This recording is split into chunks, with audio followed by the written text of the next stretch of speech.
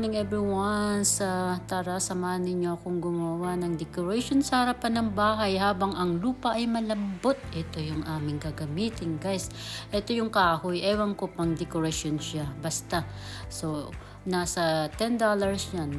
Yung kahoy na yan. Tapos, ito naman yung magnolia. Nasa $14. Tapos, ito naman yung pine cone. Ayan yung pine cone. Magnolia yan. Yan ang magnolia. Tapos yan yung pine cone. Tapos ito yung bilog-bilog na ginagamit ko every year. Ito naman yung garland na kinuha ko sa likod ng bahay sa puno. Kinat ko lang yun. Kasi mahal din sa labas. So, ayan. Tapos ito, ribbon.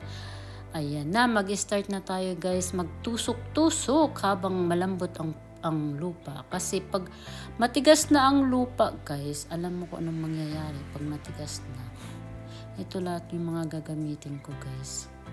So, kapag matigas na ang lupa, mahirap nang itusok. So, after ng Halloween, dinedecorate ko na lang to, mga guys. Kasi pag tumigas na yung lupa, hindi mo na maipapasok yung mga mga decoration. So, habang malambot ang lupa, tinitignan nga ako ng mga kapitbahay kung ano lang ginagawa ko. Kasi, ang aga-aga, kasi pagkatapos ng Halloween, tanggalin ko yung Halloween, ilalagay ko naman ito habang malambot ang lupa. So, ayan. Tusok-tusok. Ayan ang ginagawa ko, guys. Every year ko to ginagawa. So, pang decoration pa. Tapos, bago ako alis, dinecorate ko na yan.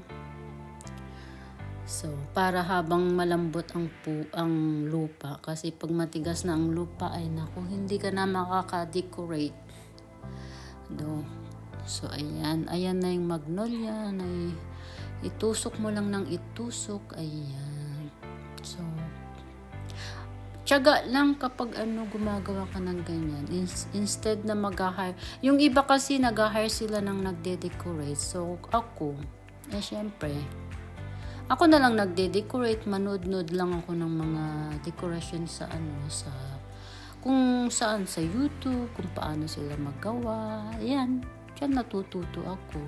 Wala rin akong alam sa mga ganito. Siyempre, pinapanood ko lang yung mga design sa tindahan. Alam nyo, guys, ang mahal-mahal yung mga Kung bibili ka ng naka-arrangement na, nasa $50.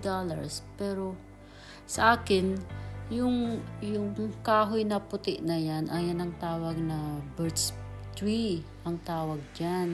So, ang mahal din yan, nasa $7 atang isa. So, ang ginagawa ko ay, para hindi mabulok ang ilalim, ay nilalagyan ko ng plastic para hindi mabulok siya doon. Para magamit ko ulit next year.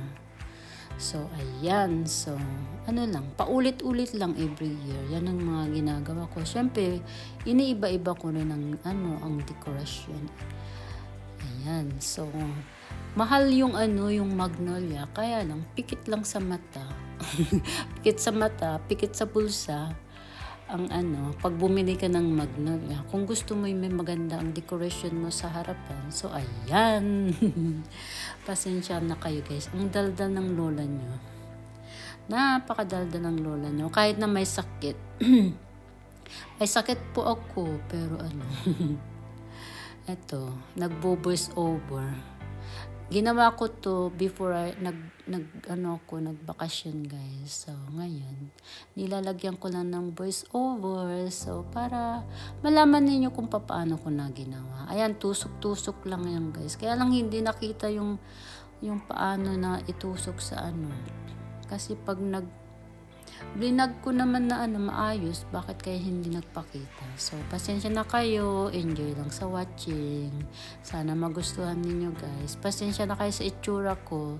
Ang lola ninyo ay seryoso sa patutusok-tusok dyan sa lupa ang mga dekorasyon niya. Salamat sa pakikinood at pagtsatsaga sa aking mga pinaggagawa sa buhay. Thank you, guys. Tignan nyo si lola nyo. Seryosong seryoso.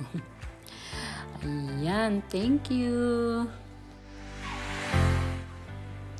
Yung garland na tinutusok ko guys ay kinuha ko lang dun sa likod ng bahay namin kasi meron kaming puno ng garland.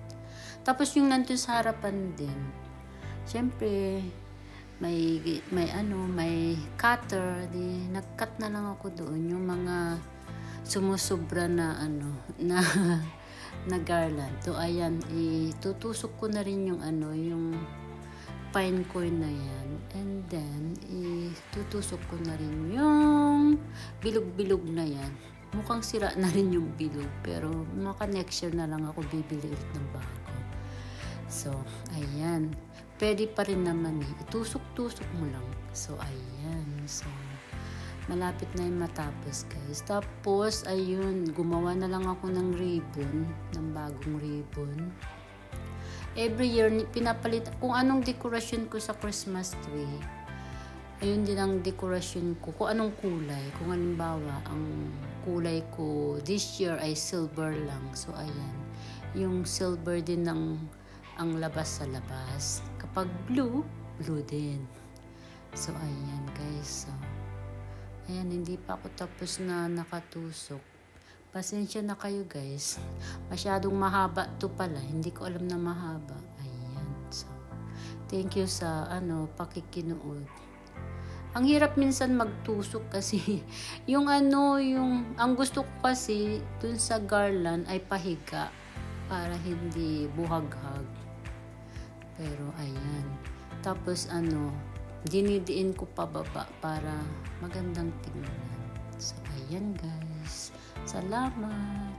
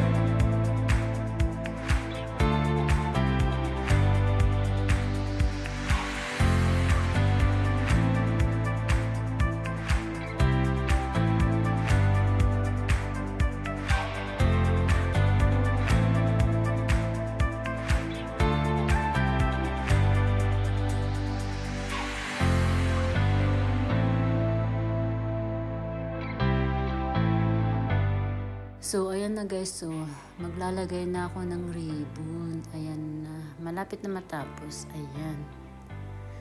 Siyempre, tingnan natin kung maganda ang pagka-ribbon niya. Hindi ako magaling gaano maglagay ng ribbon. So, trying hard pa. So, ayan na guys. Seryoso si Lola. Pasensya na po kayo. Ayan, malapit na matapos. Thank you guys.